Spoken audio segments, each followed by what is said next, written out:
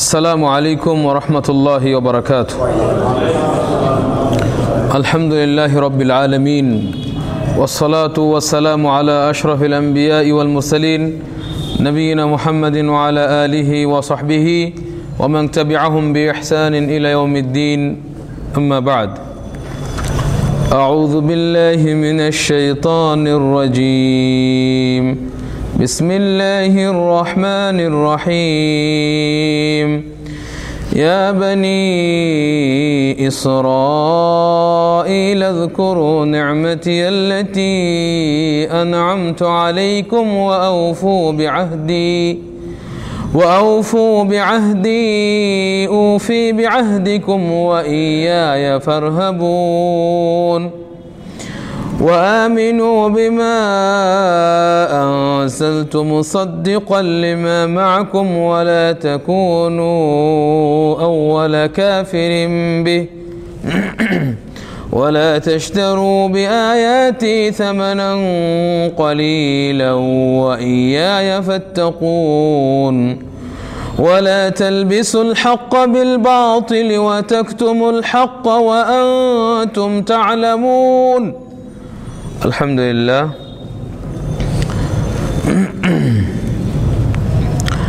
সমস্ত প্রশংসা যাবতীয় গুণগান মহান রব্বুল আলামিনের জন্য, যার অশেষ মেহেরবানিতে প্রতি সপ্তাহে নাই আজকেও আমরা বংশাল ঐতিহ্যবাহী আহলে হাদিস বড় জামে মসজিদে এশার সালাতের পর পবিত্র কোরআনুল কারীমের তাফসির পেশ করার জন্য, তাফসির শোনার জন্য বসার সৌভাগ্য অর্জন করেছি। যিনি আমাদেরকে তৌফিক দিয়েছেন, সকলে তার শুকরিয়া জ্ঞাপন করে বলে আলহামদুলিল্লাহ। সালাত ও সালাম বর্ষিত হোক আমাদের প্রিয় নবী, সর্বশেষ ও সর্বশ্রেষ্ঠ নবী মুহাম্মদুর রাসূলুল্লাহ সাল্লাল্লাহু আলাইহি সাল্লামের উপর। আল্লাহুম্মা সাল্লি আলাইহি আল্লাহুম্মা বারিক আলাইহি। সম্মানিত বন্ধুগণ, আজকে আমরা তেলাওয়াত করেছি সূরাতু আল বাকারার আয়াত নাম্বার 40 থেকে নিয়ে 42 নম্বর আয়াত পর্যন্ত। ইনশাআল্লাহ আল্লাহ তৌফিক দিলে আমরা এই আয়াতগুলিতে আল্লাহ সুবহানাহু ওয়া তাআলা কী বলেছেন আমাদের জন্য সে বিষয়টি জানার চেষ্টা করব ইনশাআল্লাহ। প্রথমেই আমরা সংক্ষেপে জানব এই আয়াতগুলির অর্থ, তারপরে আমরা বিস্তারিত ব্যাখ্যাতে যাব। আল্লাহ প্রথমেই বলছেন বানু ইসরাইল। ইসরাইল এর দ্বারা উদ্দেশ্য হচ্ছে ইয়াকুব আলাইহিস সালামের সন্তানদেরকে ডেকে বলছেন, ইয়া বানি ইসরাইল, হে বানি ইসরাইল, উযকুরু, তোমরা স্মরণ করো, নি'মাতি, আমার নিয়ামতের কথা, আল্লাতী আনআমতু আলাইকুম, যে নিয়ামত আমি তোমাদের উপরে দিয়েছি, ওয়া আউফু বিআহদি, এবং আমার অঙ্গীকারকে তোমরা পূর্ণ করো, উফি বিআহদিকুম, তোমাদের প্রতি আমি যেটা অঙ্গীকার করছি সেটা আমি পূর্ণ করব। তাহলে ওয়া ইয়া ফারহাবুন, আর তোমরা আমাকেই ভয় করো, একমাত্র আমাকেই ভয় করো। ওয়া আমিনু, এবং তোমরা ঈমান আনো, বিমা আনজালতু, যেটা আমি নাজিল করেছি তার প্রতি, মুসাদ্দিকান, যেটা সত্যায়নকারী, লিমা মাআকুম, তোমাদের কাছে যেটা রয়েছে, অর্থাৎ তোমাদের কাছে যেটা আল্লাহ নাজিল করেছেন আগে, তাওরাত ইনজিল, এই কোরআন যেটা নাজিল করেছি তার প্রতি তোমরা ঈমান আনো, যেটা তোমাদের কাছে যে কিতাব আছে সেটাকে সত্যায়নকারী। ওয়ালা তাকুনু আউওয়ালা কাফিরিন বিহি, আর হে বানু ইসরাইল, তোমরাই সর্বপ্রথম এটার প্রতি কুফরিকারী বা অস্বীকারী হয়েও না। ওয়ালা তাশতারু বিআয়াতি, আর তোমরা আমার যে আয়াতসমূহ রয়েছে এই আয়াতের বিনিময়ে তোমরা ক্রয় করো না, সামানান কালিলা, সামান্য মূল্য, এটা তোমরা নিও না। ওয়া ইয়া ফাত্তাকুন, আর তোমরা আমাকেই ভয় করো। ওয়ালা তালবিসুল হাক্কা বিল বাতিলি, আর তোমরা সত্যকে মিথ্যার সাথে মিলিয়ে ফেলো না, অর্থাৎ সত্যকে মিথ্যা দ্বারা ঢেকো না। ওয়া তাকতুমুল হাক্কা, এবং সত্যকে তোমরা লুকিয়ে ফেলো না। ওয়া আনতুম তা'লামুন, জেনে বুঝে। ওয়া আকিমুস সালাতা, তোমরা সালাত কায়েম করো। ওয়া আতুজ যাকাতা, তোমরা যাকাত প্রদান করো। ওয়ারকাউ মা'আর রাকিঈন, এবং রুকুকারীদের সাথে তোমরা রুকু করো। এটা হচ্ছে সংক্ষেপে আয়াতের অর্থ। এরপর আমরা বিস্তারিত তাফসীর শুনব।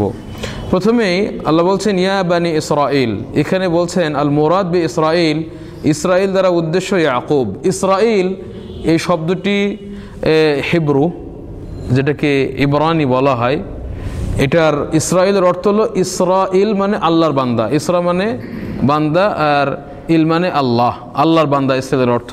তো আল্লাহ বলছেন যে ইয়া বানি ইসরাইল, হে ইসরাইলের সন্তানরা, হে ইসরাইলের সন্তানরা, আল্লাহ ডেকে বলছেন।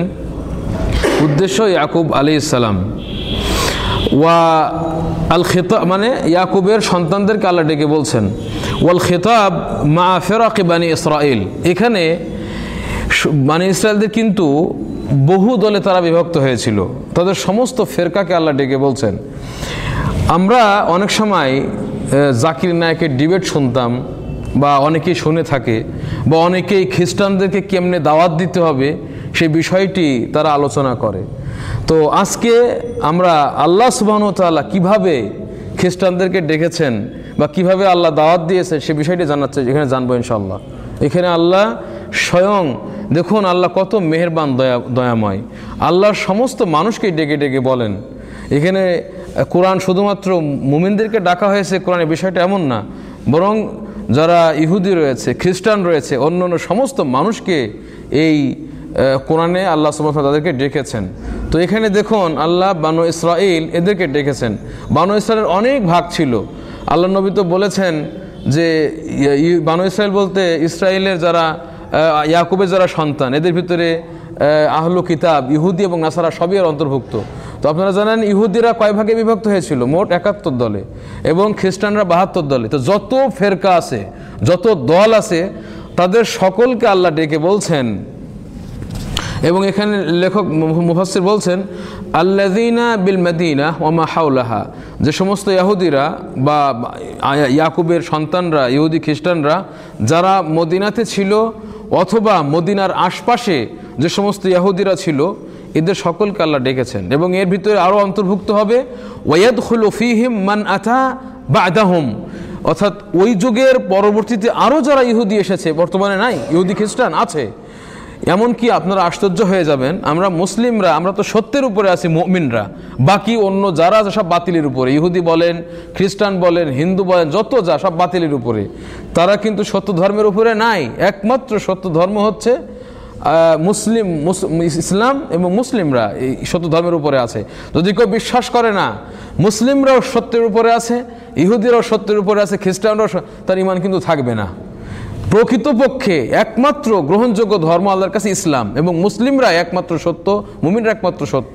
অথচ এটা সত্ত্বেও আপনারা দেখবেন ঢাকার দূরে অদূরে বিভিন্ন জায়গায় খ্রিস্টানরা যেভাবে মিশনারি কাজ চালাচ্ছে, তারা বিভিন্ন দানের মাধ্যমে, দাতব্য চিকিৎসালয়ের মাধ্যমে, বিভিন্ন মানবিক কাজের মাধ্যমে আজকে বহু মানুষকে, মুসলিমদেরকে খ্রিস্টান বানিয়ে ফেলতেছে। আছে না এরকম? তো এরা কিন্তু নিজেরাও পথভ্রষ্ট এবং অন্যদেরকে পথভ্রষ্ট করছে, ওরকম ইহুদি খ্রিস্টান তারা সকলেই। তো আল্লাহ সুবহানাহু ওয়া তাআলা তাদের কল্যাণের জন্য তাদেরকে ডেকে বলছেন, যুগে যুগে যত ইহুদি আসবে, খ্রিস্টান আসবে, সকলকে আল্লাহ ডেকে বলছেন যে আমভাবে উযকুরু নি'মাতি, তোমরা স্মরণ করো আমার নিয়ামতের কথা। আল্লাতী আনআমতু আলাইকুম, যে নিয়ামত আমি তোমাদেরকে করেছিলাম, যে নিয়ামত আমি তোমাদেরকে দিয়েছি, পূর্বে দিয়েছিলাম এবং এখনও দিয়েছি, সেই নিয়ামতগুলি তোমরা স্মরণ করো। এখানে সব ধরনের নিয়ামত আল্লাহ যেগুলি বানু ইসরায়েলকে দিয়েছিলেন, যেগুলোর আল্লাহ সুবহানাহু ওয়া তাআলা এই সূরাতে কিছু উল্লেখ করবেন, পরবর্তীতে আসতেছে, পরবর্তীতে সূরা বাকারা অনেকগুলি উল্লেখ করবেন। এর জন্য আমরা আগাম উল্লেখ করব না, যেখানে আসবে সেখানে আমরা সেই বিষয়গুলি আলোচনা করব যে আল্লাহ বানু ইসরায়েলকে কি কি নিয়ামত দিয়েছিলেন, কিছু আল্লাহ উল্লেখ করবেন। তো এখানে আল্লাহ বললেন সেগুলো স্মরণ করো। তো স্মরণ করার মানে কি? আল্লাহ আমাকে দিয়েছিল এগুলো মনে করা, এটা নয় উদ্দেশ্য। এখানে স্মরণ করার দ্বারা উদ্দেশ্য হচ্ছে যে তোমরা অন্তর দিয়ে স্বীকৃতি দাও, হ্যাঁ আল্লাহ আমাদেরকে এই নিয়ামত দিয়েছেন, এটা তোমরা স্বীকার করো, মেনে নাও, এবং মুখে সেটা বলো, মুখে সেটা প্রচার করো যে আল্লাহই দিয়েছেন আমাদেরকে, এবং কাজের মাধ্যমে প্রমাণ দাও যে আল্লাহ যে নিয়ামত দিয়েছেন, অঙ্গ প্রত্যঙ্গের মাধ্যমে কাজ করে দেখাও, আল্লাহর ইবাদত করে, যে না আল্লাহ তোমাদেরকে নিয়ামত দিয়েছেন, এটা কিন্তু উদ্দেশ্য। শুধুমাত্র আমরা মুখে বললাম যে আল্লাহ নিয়ামত দিয়েছেন, খুব নিয়ামত দিয়েছেন, অথচ আমরা কাজে পরিণত করব না, এটা কিন্তু নিয়ামতকে স্মরণ করা নয়। নিয়ামতকে স্মরণ করার অর্থই হচ্ছে এইটা যে আমরা এই নিয়ামতগুলি অন্তর দ্বারা স্বীকার করবো যে এগুলো সব আল্লাহই দিয়েছেন, মুখে বলবো যে আল্লাহ আমাকে অনেক দিয়েছেন, এবং ওই নিয়ামত খেয়ে আল্লাহর কাজ করব। তখনই হবে কি আল্লাহ নিয়ামতকে স্মরণ করা। তো আল্লাহ বানু ইসরাইলদেরকে সেটাই করতে বলেছেন যে হে বানু ইসরাইল, ইয়াকুবের সন্তানরা, বানু ইসরাইল ইহুদি খ্রিস্টানরা, তোমরা আমার নিয়ামতকে স্মরণ করো যেগুলি আমি তোমাদের উপর করেছিলাম। ওয়া আউফু বিআহদি, এবং আমার অঙ্গীকারকে তোমরা পূর্ণ করো। এর কি অঙ্গীকারটা কি সেটা বলছে যে ওয়া আউফু বিআহদি, তোমরা আমার অঙ্গীকারকে পূর্ণ করো। ওহুয়া মা আহিদাহু ইলাইহিম, সেই অঙ্গীকারটা হচ্ছে ওইটা যে অঙ্গীকারটা আল্লাহ তাদের কাছ থেকে নিয়েছিলেন, তাদেরকে দিয়েছিলেন। কিসের অঙ্গীকার? মিনাল ঈমানি বিহি, যে তারা আল্লাহর প্রতি ঈমান নিয়ে আসবে। এইটা হচ্ছে আল্লাহর অঙ্গীকার, যে বানু ইসরাইল তাদের কাছে আল্লাহ তাদের থেকে অঙ্গীকার নিয়েছেন, ইহুদিদের কাছ থেকে, খ্রিস্টানদের কাছ থেকে, যে তোমরা আল্লাহর প্রতি ঈমান আনবে। অঙ্গীকার আল্লাহ নিয়েছেন। অবি রসুলিহি, এবং যত রসুল আল্লাহ পাঠাবেন। এবং আপনারা জানেন বেশি সব নবী রসুলগুলো বানু ইসরাইলের ভিতরে এসেছে, নবী রসুলগণ। তো ওয়াবি রসুলিহি, এবং তার রসুলের প্রতি ঈমান আনবে। ওয়া ইকামাতি শারঈহি, এবং আল্লাহ সুবহানাহু ওয়া তাআলা যে শরীয়ত, যে জীবন বিধান, যে শরীয়ত দিলেন, এইটা তোমরা প্রতিষ্ঠা করবে। এই অঙ্গীকার আল্লাহ নিয়েছিলেন। তো আল্লাহ এখানে তাদেরকে ডেকে বলছেন যে বানু ইসরাইল, হে ইয়াকুবের সন্তানরা, তোমরা আমার এই অঙ্গীকারকে পূর্ণ করো, যে অঙ্গীকার তোমাদের কাছ থেকে নেওয়া হয়েছে, তোমরা দিয়েছো। তাহলে আমি কি করব? উফি বিআহদিকুম, তাহলে আমার যেটা অঙ্গীকার তোমাদের প্রতি সেটা আমি পূর্ণ করব। সেটা কি? আমি এটার বদলা দেব, এটার প্রতিদান দেব, মহা পুরস্কার জান্নাত দেব।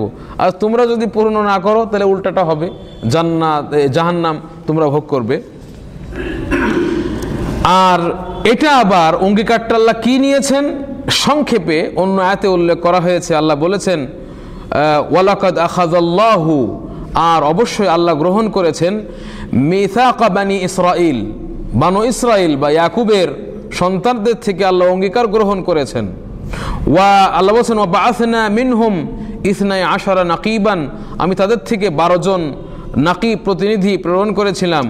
ওয়াকাল আল্লাহ, এবং আল্লাহ বলেছেন ইন্নী মাআকুম, ওই বানি ইসরাইলদেরকে আল্লাহ বলেছেন ইন্নী মাআকুম, আমি তোমাদের সাথেই থাকবো, আমি তোমাদের সাথেই থাকবো, তোমাদেরকে সাহায্য করব, সহযোগিতা করব, দুনিয়া আখিরাতে মহাপুরস্কার দেব। কখন?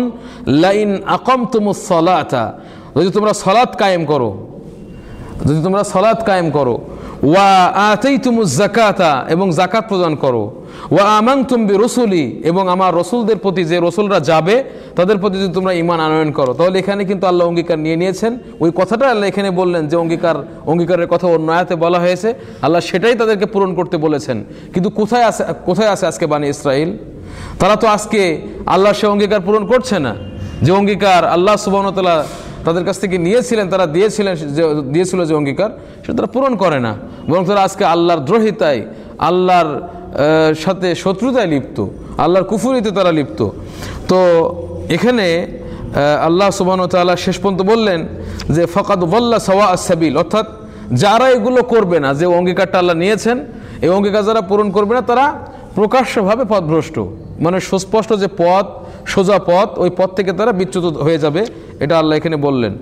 এরপর দেখুন আল্লাহ সুবহানাহু ওয়া তাআলা বানু ইসরাইলদেরকে যখন বললেন যে আমার নিয়ামতকে স্মরণ করো এবং আমার অঙ্গীকারকে পূরণ করো, এরপরে আল্লাহ উল্লেখ করলেন এমন একটা মাধ্যম বা উপায়ের কথা, যে মাধ্যমটা যদি তারা গ্রহণ করে তাহলে তারা তাদের সেই অঙ্গীকারকে পূরণ করতে পারবে।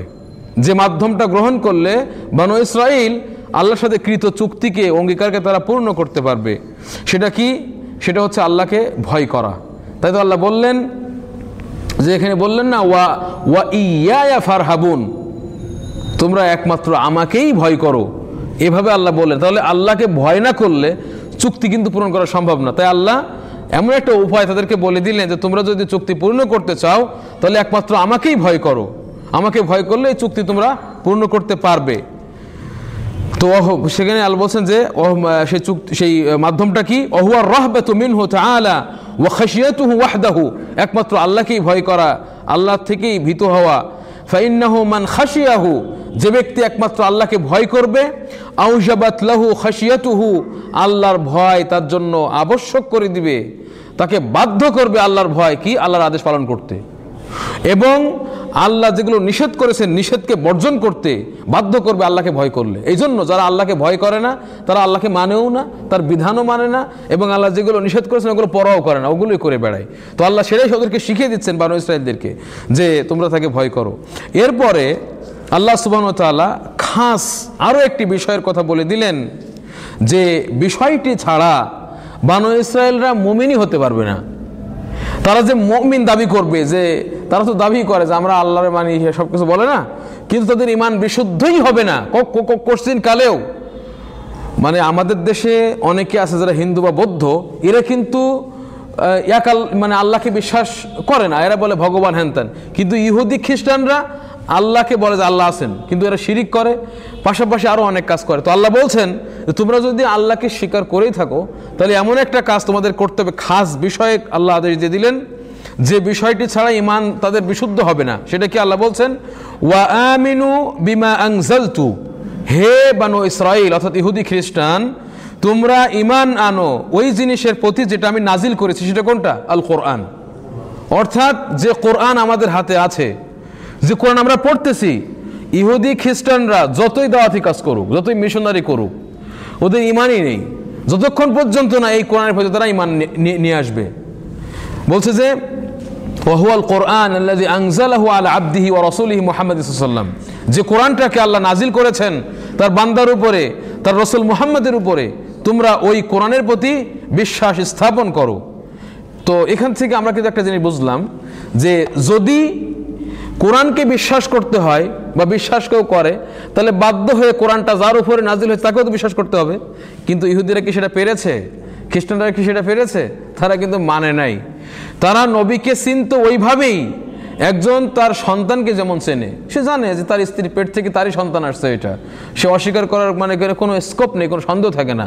ঠিক এভাবেই ইহুদি খ্রিস্টানরা জানতো যে ইনি সত্য নবী মুহাম্মদ সাল্লাল্লাহু আলাইহি ওয়াসাল্লাম, কিন্তু অহংকারের জন্য তারা সত্যকে প্রত্যাখ্যান করেছে। তাহলে এখানে যে আল্লাহ বললেন তোমরা বিশ্বাস স্থাপন করো ওইটাকে যেটা আমি নাজিল করেছি, অর্থাৎ কোরআনের প্রতি, আল্লাহ কোরআনের প্রতি বিশ্বাস স্থাপন করতে বললেন। তার মানে কোরআনের প্রতি বিশ্বাস স্থাপনের আরেক অর্থ হচ্ছে নবী মুহাম্মদ সাল্লাল্লাহু আলাইহি ওয়াসাল্লামকে মেনে নেওয়া। তো এই দুইটা যদি না মানে তাহলে এরা মুমিন না। এই জন্য ইহুদি এবং খ্রিস্টানরা যারা আছে, যারা এভাবে চলতেছে, এরা কোনো ক্রমেই এরা মুমিন না, এরা কখনোই সত্যের উপরে না, এরা সম্পূর্ণ বিভ্রান্তির উপরে। তার প্রমাণ আল্লাহ দিবেন একটু পরে। এখানে আপনারা মনোযোগ দিয়ে শুনবেন কিভাবে তারা মানে বাতিলের উপরে, কিভাবে তারা মিথ্যার উপরে, এটা আল্লাহ নিজেই প্রমাণ দিয়েছেন। এরপরে আল্লাহ সুবহানাহু ওয়া তাআলা বলে দিচ্ছেন যে কেন তোমরা এই কোরআনের প্রতি ঈমান আনবে। কারণ বলছেন যে তোমরা আমি যেটা নাজিল করেছি তার প্রতি ঈমান আনো। তার কারণ আবার সাথে সাথে বলে দিচ্ছেন। কারণটা কি?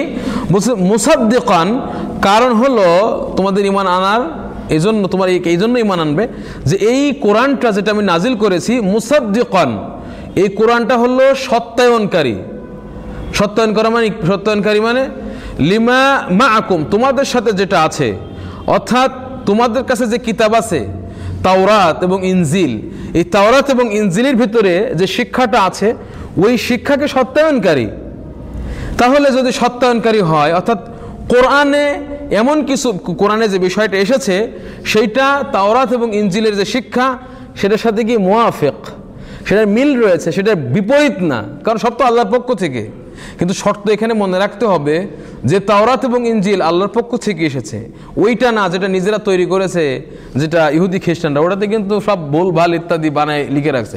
অরিজিনাল যেটা তাওরাত এবং ইনজিল, ওদের কাছে যেটা আছে আল্লাহর শিক্ষা, আল্লাহর পক্ষ থেকে এলেম, ওইটার সাথে পুরোপুরি মিল রয়েছে আল কোরআনের যে শিক্ষা সেটার সাথে। আবার কোরআনে অনেক বেশি আছে যেগুলো ওখানে নাই, কিন্তু যেটা আছে তার সাথে সেটাকে সত্যায়নকারী, সেটার মুওয়াফিক। তো যদি তোমাদের কাছে যে কিতাব রয়েছে, যেহেতু কোরআন যেটা আমি নাজিল করেছি সেটা ওর অনুকূলে আছে, তার বিপরীত না, সেটার সত্যায়নকারী, তাহলে এই কোরআনে ঈমান আনতে বাধা কোথা? তোমাদের তো বাধা থাকার কথা না। একই ওখানে যেটা আছে ওই শিক্ষার কথা এখানেও বলা হচ্ছে, তাহলে এই কোরআনের প্রতি ঈমান আনতে তোমাদের বাধা কোথায়? অতএব এই কোরআনের প্রতি ঈমান আনতে তোমাদের কোনো বাধা নেই, কারণ এই কোরআনে সেটাই রয়েছে যেটা পূর্ববর্তী নবী রসুলগণ নিয়ে এসেছেন, যে শিক্ষা, তাওহীদের বিষয় ইত্যাদি, বরং আরও অনেকগুলি বিষয়, যে বিষয়গুলি পরিপূর্ণভাবে পূর্ণতা দেওয়া হয়েছে এই কোরআনের ভিতরে। অতএব তোমরাই কিন্তু বেশি হকদার এই কোরআনের প্রতি বিশ্বাস আনাতে। একজন মুশরিক, যারা যেমন মক্কার যারা কুরাইশ ছিল মুশরিক, এদেরকে আল্লাহ আগে কিতাব দেননি, আহলে কিতাব ইহুদি খ্রিস্টান। তো যদি মুশরিকরা যদি ঈমান আনতে পারে, বা আমাদের এই বঙ্গদেশে আগে তো বহু মানুষ যারা ছিল তারা অমুসলিম ছিল, আহলে কিতাব না, খ্রিস্টান না, হিন্দু ইত্যাদি থেকে তারা মুসলমান হয়েছে। তো এরা যদি মানতে পারে, তো তোমাদের কাছে যে কিতাব, যে কিতাবে সত্য কথা আছে এবং এই কোরআন সেটার বরাবর, তাহলে তোমাদের ঈমান আনতে সমস্যা কোথায়? তোমরা তো বেশি আরো ঈমান আনার কথা, কারণ তোমাদেরকে কিতাব দেওয়া হয়েছে, তোমাদের কাছে ইলম রয়েছে।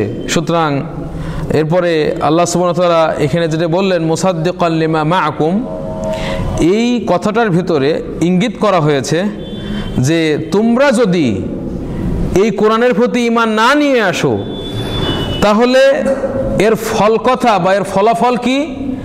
এই কোরআনকে অস্বীকার করার মানেই হচ্ছে তোমাদের কাছে যেটা তাওরাত এবং ইনজিল আছে সেটাকেই তোমরা মানো না, সেটাকেই তোমরা মিথ্যা প্রতিপন্ন করতেছো। কারণ কোরআনের ভিতরে যে শিক্ষা আছে সেটা তো তাওরাত ইনজিলে আছে, তো ওটাকে যদি ওটার অনুকূলে যদি হয়, তো কোরআনকে যখন তোমরা মানবে না, এর ফল কত হলো তোমরা ওটাকেও মানো না।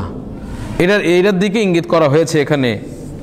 কারণ লিআন্না মা জাআ বিহি, কারণ নবী সাল্লাল্লাহু আলাইহি সাল্লাম যেটা নিয়ে এসেছেন, হুয়াল্লাযী জাআ বিহি মূসা ওয়া ঈসা ওয়া গায়রুহুমা মিনাল আম্বিয়া, সেটাই মূসা, ঈসা এবং আরও পূর্ববর্তী যে সমস্ত নবীগণ ছিলেন ওটাই নিয়ে এসেছেন। প্রত্যেকটা নবী এবং রসুল তারা সকলেই বলেছেন, ওয়ালাকাদ, আল্লাহ বলেছেন ওয়ালাকাদ বাআসনা ফি কুল্লি উম্মাতির রাসূলা, আমি প্রত্যেক উম্মতের ভিতরে রসুল পাঠিয়েছি এই নির্দেশ দিয়ে তোমরা যে বলবে আনি ইবুদুল্লাহ, তোমরা এক আল্লাহর ইবাদত করবে, ওয়াজতানিবুত তাগুত, এবং তাগুত থেকে বিরত থাকবে। প্রিয় বন্ধুগণ, এক আল্লাহর ইবাদতকে আজকে খ্রিস্টানরা করছে, তা তো তিনজন বানিয়ে নিছে আল্লাহ, তাই না? তাহলে যেখানে ওই তাওরাতের ভিতরে আছে একজন আল্লাহর কথা, সেখানে তারা তিনজনকে মানতেছে আজকে। যেখানে ইহুদিরা আল্লাহর বেটা বানিয়ে নিয়েছে, আল্লাহ এবং আল্লাহর বেটা, অথচ আল্লাহর ছেলে নেই, আল্লাহর স্ত্রী নেই, এগুলো আল্লাহ আগের কিতাবেও আছে, এবং একমাত্র আল্লাহর ইবাদত করতে হবে সেগুলো ওখানে আছে। অথচ আজকে খ্রিস্টানরা সেগুলো করে না, শিরকে তারা ভরে ফেলছে। তাহলে খ্রিস্টানরা, আপনারা যাই বলুন, কোরআনের প্রতি খ্রিস্টানরা যদি ঈমান না নিয়ে আনে, এর অর্থ হচ্ছে ওরা নিজেদের কিতাবও মানে না। তার মানে তারা কোনো কিছুর উপরেই নেই। ইহুদি খ্রিস্টানরা একবারে হাওয়ার উপরে আছে, তারা একবারে সম্পূর্ণ মিথ্যা। এটা কোরআন দ্বারা আমরা প্রমাণ করে দিলাম যুক্তি সহকারে, যে কোরআনের ভিতরে যে বিষয়টা বলা হয়েছে, অনেক বিষয়, তাওরাতে যে অনেক বিষয় আছে, তার সাথে এটা কি পুরাপুরি মুয়াফিক, বিপরীত না। তাহলে কোরআনকে যখন তোমরা মানলে না, তার মানে তোমরা তোমাদের তাওরাত এবং ইনজিলকে অস্বীকার করলে। অতএব তোমাদের বাঁচার কোনো উপায় নেই। তোমাদের এখন একটাই অবস্থা, তোমরা যদি ঈমান না আনো, তোমরা জাহান্নাম ছাড়া তোমাদের কোনো উপায় নেই। এই জন্য এখানে যারা আপনারা শুনছেন, তারা সহ অনলাইনে অনেক, আসলে আপনাদের কাছে একটু বলি, যখন আমরা তাফসীর শুরু করলাম আলহামদুলিল্লাহ, এবং অনলাইন প্রচার হচ্ছে, তো অনেক খ্রিস্টানরাও যারা মিশনারি করে এগুলো শোনে অনলাইন থেকে। এটা আলহামদুলিল্লাহ আমাদের এটা প্রচার হচ্ছে, তাদের কাছে যাচ্ছে। দিয়ে একজন ওই খ্রিস্ট ধর্ম প্রচারকারী এক মহিলা, সে আবার আমার তাফসীরের নিচে তার একটা আলোচনা দিয়ে দিছে, মানে বিভ্রান্ত করার জন্য। কিন্তু তো লাভ নেই, কারণ আমরা যেটা বলতেছি অথেন্টিক, একবারে কোরআন থেকে সঠিক ব্যাখ্যাটা তুলে ধরতেছে। যারাই শুনবে আলহামদুলিল্লাহ তারা সত্যটা পাবে। মাঝখান দিয়ে এরা আর ওদের গায়ে জ্বালা শুরু হয়ে গেছে। তো আলহামদুলিল্লাহ এখানে আমরা স্পষ্ট প্রমাণ করে দিলাম যে ইহুদি খ্রিস্টানরা এরা যদিও দাবি করে যে তারা আল্লাহকে মানে, কিন্তু সম্পূর্ণ ভুল, তারা মানে না। তো এরপরে এখানে আরো বলা হচ্ছে যে যেহেতু মূসা, ঈসা এবং অন্যান্য নবীরা যেটা নিয়ে এসছে, আমাদের নবীও সেটা নিয়ে এসছেন, অতএব যদি তারা নবী মুহাম্মদকে অস্বীকার করে, তার মানে, এবং কোরআনকে অস্বীকার করে, তাহলে তাদের কাছে যেটা আছে ওটাকেই তারা অস্বীকার করে। ওয়াইওয়ান ফাইন্নাহিল কুতুবি আল্লাতী বিআইদিকুম সিফাতু হাদান নবী। এরপরে মুফাসসির বলছেন যে তোমাদের হাতে যে কিতাব তাওরাত আর ইনজিল, যে সমস্ত কিতাবগুলি রয়েছে, এবং আরো অন্যান্য সহিফা যেগুলো, সেই সমস্ত কিতাবে আমাদের যে নবী মুহাম্মদ সাল্লাল্লাহু আলাইহি ওয়াসাল্লাম তার সিফাত, তার বৈশিষ্ট্য, তিনি কেমন হবেন, তার কেমন গুণাগুণ হবে, এগুলো কিন্তু আল্লাহ আগের কিতাবে বলে দিয়েছিলেন যে একজন নবী আসবেন, এরকম এরকম এরকম হবেন। এগুলো কিন্তু পূর্ববর্তী কিতাবও ছিল। তো সেই সমস্ত কিতাবে আমাদের নবীর বৈশিষ্ট্য আছে যে নবী এই কোরআন নিয়ে এসছেন, এবং এই নবী সম্পর্কে সুসংবাদ ছিল, তাওরাতে এবং ইনজিলে সুসংবাদ ছিল। অতএব তারা যদি ঈমান না নিয়ে আসে এই নবীর প্রতি বা এই কোরআনের প্রতি, তাহলে এটার অর্থ কি? যে তোমরা যারা ইহুদি আছো বা খ্রিস্টান আছো, বানু ইসরাইল, তোমরা কিন্তু তোমাদের কাছে যা নাজিল করা হয়েছে এটা সম্পূর্ণটাকে তোমরা অস্বীকার করলে। কারণ ওয়ামান কাযাবা বিবাযি মা উনজিলা ইলাইহি, যেটা নাজিল করা হয়েছে আমাদের কাছে, এখান থেকে কেউ যদি একটু অস্বীকার করে, মানে পুরা কোরআনে যতগুলি আয়াত আছে এর থেকে যদি কোনো ব্যক্তি একটি আয়াত অস্বীকার করে, এর অর্থ হলো সে পুরা কোরআনকে অস্বীকার করছে। তো ফাকাদ কাযাবা বিজামিহি। একইভাবে যদি কোনো কেউ একজন রসুলকে অস্বীকার করে, তাহলে সেজন্য পূর্বের সমস্ত রসুলকে অস্বীকার করলো। তাহলে আজকে খ্রিস্টানরা আমাদের নবীকে অস্বীকার করেনি, শুধু আমাদের নবী সাল্লাল্লাহু আলাইহি ওয়াসাল্লামকে অস্বীকার করার কারণে তারা পূর্বের সমস্ত নবীকেই অস্বীকার করলো। যদিও মুখে বলে যে আমরা আমাদের মুসাকে মানি বা আমাদের ঈসাকে মানি, এটা ভুল। কারণ যে ব্যক্তি একজন নবীকে অস্বীকার করে সে সব নবীকেই অস্বীকার করে। তারপরে এ পর্যন্ত কথা শেষ। অতএব ইহুদি খ্রিস্টানদের উচিত এই বিষয়গুলো অনুধাবন করা এবং সত্যের দিকে ফিরে আসা। ফালাম্মা আমারাহুম বিল ঈমানি বিহি ওয়া নাহাউ আনহু, যখন আল্লাহ তাদেরকে কোরআনের প্রতি এবং রাসূলের প্রতি ঈমান আনতে আদেশ করলেন এবং তাদেরকে আল্লাহ সুবহানাহু ওয়া তাআলা ঈমানের প্রতি উৎসাহিত করলেন, তখন ঈমানের বিপরীত যেটা কুফরি, অস্বীকার, এটা থেকে আল্লাহ মানা করলেন এবং সতর্ক করলেন। দিয়ে আল্লাহ বললেন ওয়ালা তাকুনু আউওয়ালা কাফিরিন বিহি, এবং তোমরা এই কোরআনের প্রতি সর্বপ্রথম কাফের হয়েও না। তোমরা এই কোরআনের প্রতি সর্বপ্রথম কাফের হয়েও না। এই যে কথাটা, এবং শুধু এইটা না, শুধু কোরআন না, কোরআন এবং রসুল মুহাম্মদ সাল্লাল্লাহু আলাইহি ওয়াসাল্লাম, যেহেতু কোরআনের প্রতি ঈমান আনার অর্থ রসুলের প্রতি ঈমান আনা, অতএব তোমরা কোরআনের প্রতি এবং মুহাম্মদ সাল্লাল্লাহু আলাইহি ওয়াসাল্লামের প্রতি সর্বপ্রথম কাফের তোমরা হয়েও না। এখানে কিন্তু আল্লাহ এইভাবে বললেন, তিনি এটা বলেননি ওয়ালা তাকফুরু বিহি, এটা আল্লাহ বলেননি। এর কারণটা কি? কারণ হচ্ছে ওয়ালা তাকুনু আউওয়ালা কাফিরিন বিহি, এই কথা দ্বারা বোঝা যাচ্ছে তারা যদি কুফরি করে তাহলে এই কুফরির দিকে তারা অত্যন্ত বেগবান, অর্থাৎ প্রতিযোগিতামূলকভাবে তারা কুফরি করতেছে। কারণ আল্লাহ বলেন ওয়ালা তাকুনু আউওয়ালা কাফিরিন বিহি, তোমরা সর্বপ্রথম কাফের হও না। যদি কুফরি করে তাহলে মনে হবে যেন বোঝা যাচ্ছে যে এরা কুফরিতে প্রতিযোগিতায় লিপ্ত, মানে আগে ভাগে এরা কুফরিতে লিপ্ত। তো এই জন্য এরা যদি কুফরি করে, এর অর্থ হচ্ছে এরা প্রথম কাফের হবে এবং এর পরবর্তীতে তাদেরকে অনুসরণ করে যত ইহুদি খ্রিস্টান কিয়ামত পর্যন্ত আসবে সবাই, তারা তো গুনাহগার হবেই এবং জাহান্নামে যাবে। এদের অপরাধটাও ওই প্রথম যারা কাফের, কোরআন নাজিলের সময় যারা কুফরি করেছে ওদের উপরে এটা বর্তাবে। এই জন্য আল্লাহ এমন একটা শব্দ ব্যবহার করেছে যেটা থেকে এটাই বোঝা যায় যে ওই সময় যারা ইহুদি খ্রিস্টান ছিল তারা এটাকে অস্বীকার করার কারণে কিয়ামত পর্যন্ত যত ইহুদি খ্রিস্টান আসবে এবং মানবে না কোরআনকে, রসুলকে মানবে না, এরা তো জাহান্নামে যাবেই, এদের গুনাহটাও আবার ওদের উপরে বেশি বেশি যে বর্তাবে, ডাবল, ওদের কত গুণ যে ওদের বেশি হবে গুনাহ।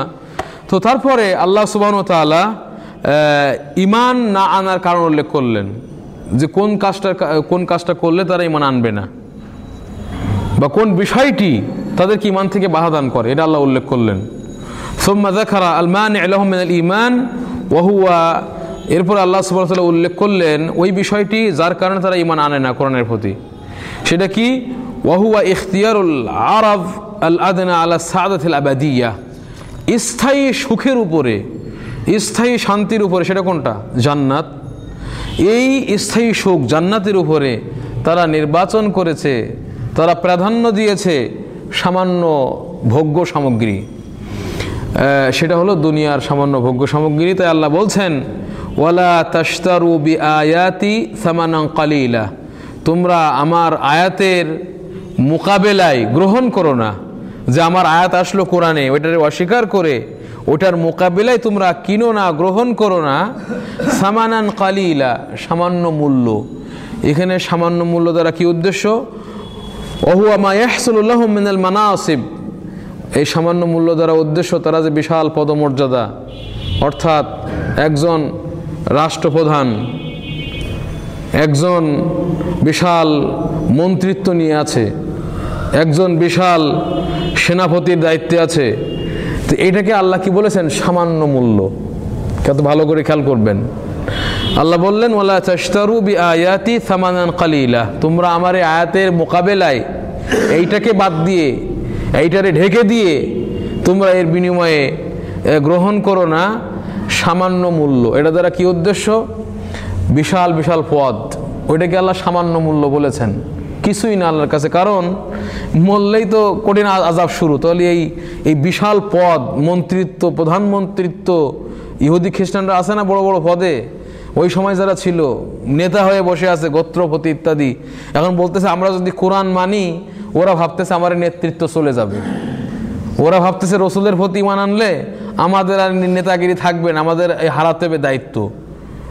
তো আল্লাহ বলেন যে না, এই ধারণা করে তোমরা এটা করো না।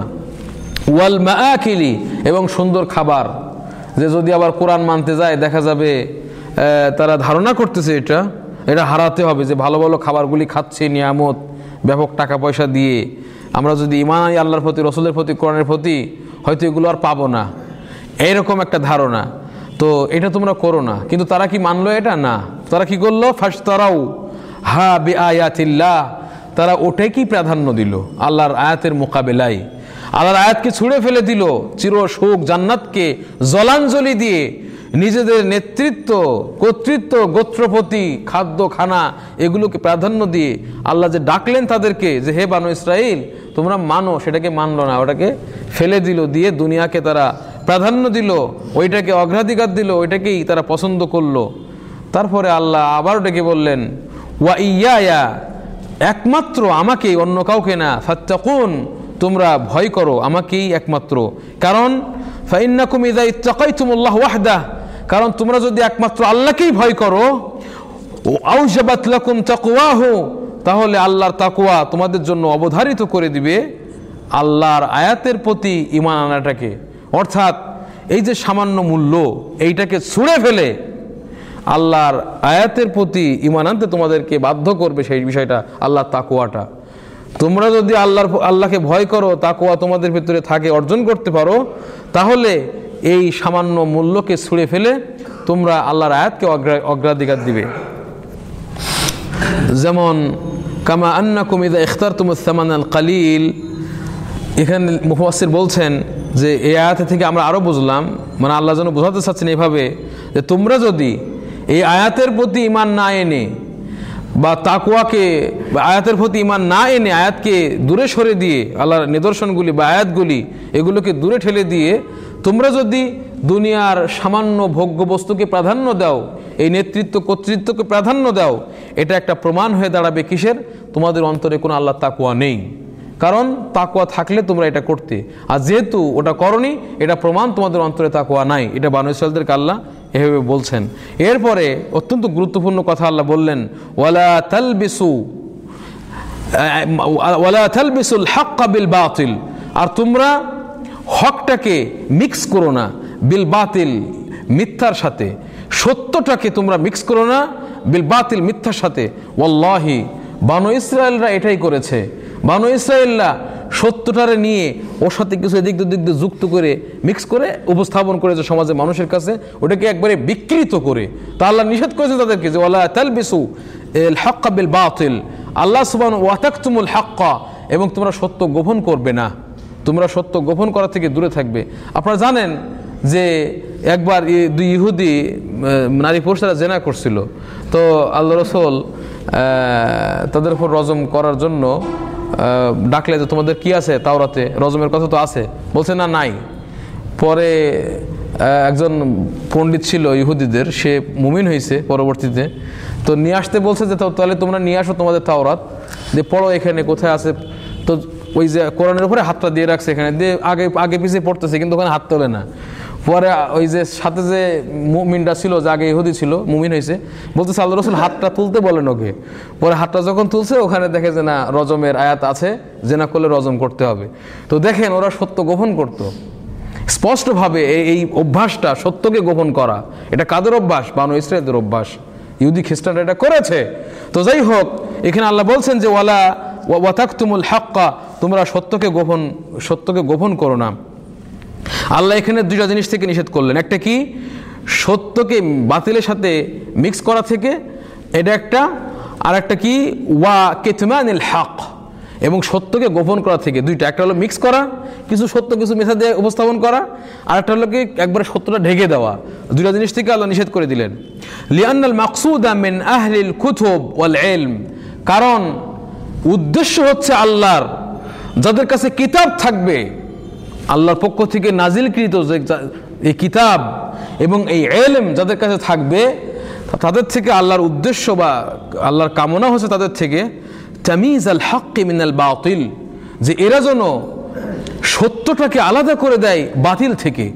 আজকে যারা আমরা আলেম, আমাদের দায়িত্ব এটা যে সত্যটাকে মিথ্যাটা থেকে আলাদা করে দেওয়া, এবং ওয়া ইযহারুল হক, সত্যটাকে প্রকাশ করে দেওয়া, এটা দায়িত্ব, এটা আল্লাহর উদ্দেশ্য আমাদের থেকে, আল্লাহর কামনা আমাদের থেকে আল্লাহর, যাতে করে যারা সুপথে চলতে চায় তারা সুপথে চলতে পারে, এবং যাতে করে যারা গোমরাহ আছে তারা ওই গোমরাহি থেকে ফিরে আসতে পারে, এবং যারা মানবে না যাতে করে তাদের উপরে দলিল প্রতিষ্ঠিত হয়ে যায়, যদি কিয়ামতের দিন বলতে পারেন আমরা জানতাম না। এই জন্য আমাদের দায়িত্ব, যাদের কাছে কিতাবের জ্ঞান রয়েছে, ইলম রয়েছে, তাদের দায়িত্ব যে বিষয়টা তারা তুলে ধরবে, প্রকাশ করে দিবে।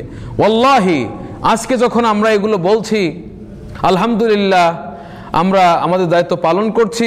কেউ বলতে পারবে না, কোনো ইহুদি হোক খ্রিস্টান হোক, যাদের কানে এই কথা পৌঁছাবে, তারা বলতে পারবে না আমরা তো জানতাম না। সত্যটা আমরা স্পষ্ট করে দিচ্ছি। এই জন্য আল্লাহর এটা দাবি আমাদের থেকে যে এটা করবে। তারপরে লিআন্নাল্লাহ ফাসসালা আয়াতিহি, কারণ আল্লাহ কিন্তু তার সমস্ত আয়াতগুলিকে স্পষ্ট খোলা খুলে বর্ণনা করেছেন, এবং তার দলিলগুলোকে স্পষ্ট বলে দিয়েছেন, যাতে করে মিথ্যা থেকে সত্য প্রকাশ পেয়ে যায়, এবং বাতিলদের থেকে, যারা পাপিষ্ঠ তাদের পথ থেকে হেদায়েত প্রাপ্তদের পথ বা সুপথে যারা চলে, সত্য পথে যারা চলে, তাদের পথটা আলাদা হয়ে যায়। অতএব ফামান আমিলা বিহাদা মিন আহলিল ইলম, বর্তমানেও যারা রয়েছে নবী সাল্লাল্লাহু আলাইহি সাল্লামের উম্মতের ভেতর থেকে যারা আলেম, যারা নিজেদেরকে দাবি করে যে আহলুল ইলম, আমরা ইলমের ধারক বাহক, যারা এই কাজটা করবে, অর্থাৎ আপনারা জানেন আল্লাহ নবী বলেছেন যে এই উম্মত ৭৩ দলে ভাগ হবে। তার মানে কি, বাতিল কত সমাজে আছে তার কোনো শেষ নেই। মিথ্যা দিয়ে ভরে রেখেছে শয়তানেরা, যেখানে সত্য মিথ্যা একসাথে মিক্স করে ফেলেছে, অনেক সময় সত্যটা গোপন করে রেখেছে। তো এই সময়ে যে সমস্ত আলেমরা তারা প্রচেষ্টা করবে, অর্থাৎ এই সত্যকে মিথ্যা থেকে আলাদা করার কাজে এবং সত্যটা প্রকাশ করার ক্ষেত্রে যে সমস্ত আলেমরা কাজ করবে, তাদের ক্ষেত্রে বলা হচ্ছে যে ফাহুয়া মিন খুলাফাইর রাসূল, সে হবে রসুলদের খলিফা। সে কার খলিফা হবে? রসুলদের খলিফা। ওয়া হুদাতুল উমাম, এবং সে হবে উম্মতদের পথ প্রদর্শক, যারা আলেমদের থেকে এই কাজটা করবে। পক্ষান্তরে জেনে নিন, ওয়ামান লাব্বাসাল হক বিল বাতিল, যারা সত্যকে মিথ্যার সাথে মিক্স করবে, এবং আল্লাহর কসম আজকে বাংলাদেশে বহু লোক রয়েছে যারা কিছু সত্য একটু কোরআনের আয়াতও বলে এবং মাঝে মাঝে শিরিক এবং কুফরি কথা দিয়ে ভরে ফেলতেছে। এরকম যারা রয়েছে, সে যে কোনো পীর হোক না কেন আর যাই হোক না কেন, বলছে ওয়ামান লাব্বাসাল হক বিল বাতিল। এবং আপনারা কিন্তু এটা মনে রাখবেন যে শুধু যদি এমনি কথা কয় মানুষ শুনবে না, দু একটা আয়াতও বলে এই বদমায়েশরা, কারণ তখন বলবে যে না এ তো কোরআন থেকে বলতেছে, এই জন্য এরা কোরআনের আয়াতও কিছু কিছু বলে। তো এই জন্য বলা হচ্ছে যে ওয়ামান লাব্বাসাল হক বিল বাতিল, যে ব্যক্তি সত্যটাকে মিথ্যার সাথে মিক্স করবে, মেশাবে, ফালাম ইউমাইয়িজ হাযা মিন হাযা মা ইলমিহি বিযালিক, জেনে বুঝে জ্ঞান থাকা সত্ত্বেও যারা আজকে নিজের পীরত্বকে বজায় রাখার জন্য, নিজের মাতব্বরিটা বজায় রাখার জন্য, নিজের যে সমস্ত পদ আছে, যে সমস্ত নিয়ামত আসতেছে জনগণের থেকে পকেটে, এইগুলোকে ঠিক রাখার জন্য যারা নাকি আজকে সত্যতা মিথ্যাটা থেকে আলাদা করবে না, বরং ওই মিক্স করে জাতির কাছে উপস্থাপন করবে, এবং ওয়াকাতামাল হক আল্লাযী ইয়ালামুহু, এবং যে সত্যটা সে জানে ওইটাকে যে গোপন করবে, যেটাকে প্রকাশ করার জন্য তাকে আদেশ করা হয়েছে, ফাহুয়া মিন দুআতি জাহান্নাম, জেনে রাখুন তারা হচ্ছে বা সে হচ্ছে জাহান্নামের দিকে যারা মানুষকে ডাকতেছে তাদের একজন, যারা মিন দুআতি জাহান্নাম, যারা মানুষদেরকে জাহান্নামের পথের দিকে ডেকে নিয়ে যাচ্ছে। এই রকম লোকের সংখ্যা আজকে বহু আছে বাংলাদেশে। আল্লাহ, এবং শুধু বাংলাদেশ কেন, বিশ্বে বহু জায়গায় এরা আছে, এই সমস্ত লোকগুলি যারা জাহান্নামের দিকে মানুষদেরকে ডেকে নিয়ে যাচ্ছে। কারণ আপনারা জানেন, মানুষরা, সাধারণ মানুষ, একজন সে বড় মাপে যত বড় নেতাই হোক না কেন, ধর্মীয় বিষয়ে সে কিন্তু আলেমদের থেকে নিতে চায়। তো আমাদের সমাজে দেখেন তো, ধারা কি একটা আছে? একটা ধারা নেই। এই জন্য দেখা যায় যে ধর্মীয়, আপনি দিনের বিষয়, ধর্মীয় বিষয় কোনো ইঞ্জিনিয়ার কাছ থেকে নেবেন আপনারা? নিবেন না। এটা কিন্তু মানুষরা আলেমদের কাছ থেকেই নেয়। তো এই জন্য বলছেন যে ধর্মীয় বিষয় যেহেতু মানুষরা এই যারা এলেমের ধারবক বহন করে নিয়ে বেড়ায়, এদের কাছ থেকেই নেয়। এখন এরা যদি সত্যটা মিথ্যা থেকে আলাদা না করে, বরং সত্যটা লুকায়ে মানে সরকারকে বা দায়িত্বশীলদেরকে বা যারা আছে সমাজের অন্যদের কাছে উপস্থাপন করে, তাহলে সে কিন্তু তাদেরকে কোথায় নিয়ে যাচ্ছে? জাহান্নামের দিকেই নিয়ে যাচ্ছে। তাই এখানে লেখক বলছেন, মুফাসসির, লিআন্না নাস লা ইয়াক্তাদুনা ফি আমরি দীনিহিম বিগাইরি উলামাইহিম।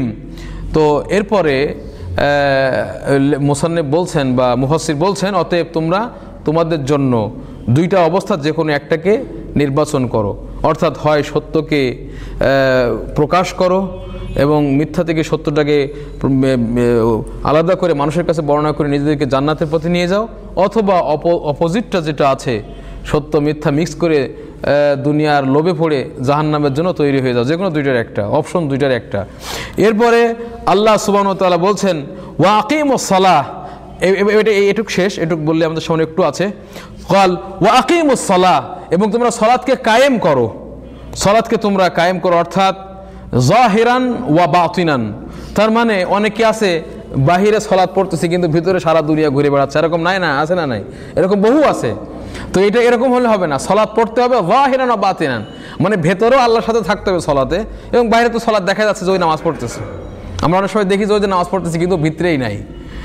তো আল্লাহ বলছেন যে ওয়াকিমুস সালাহ, নামাজ কায়েম করো, জাহিরান ওয়া বাতিনান, প্রকাশ্যে এবং গোপনে, ওয়া আতুজ যাকাতা, এবং তোমরা যাকাত প্রদান করো।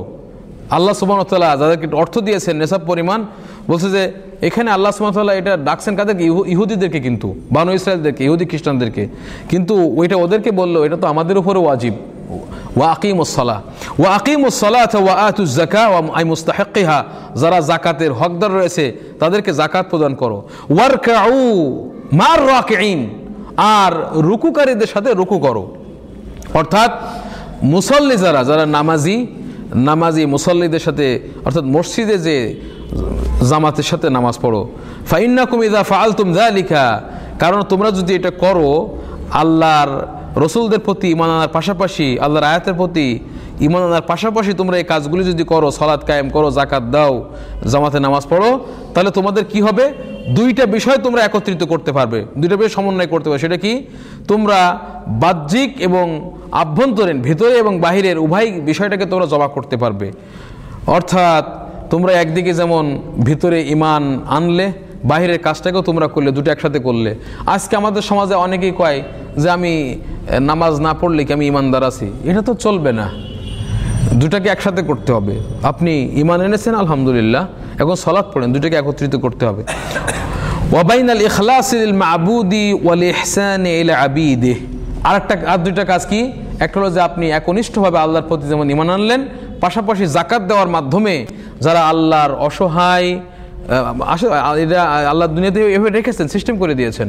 তো যারা বান্দা রয়েছে আল্লাহর, যারা দরকারি প্রয়োজনের মুখাপেক্ষী যারা, তাদের প্রতি তোমাদের সহানুভূতি এবং অনুগ্রহ তোমাদের হবে এর মাধ্যমে।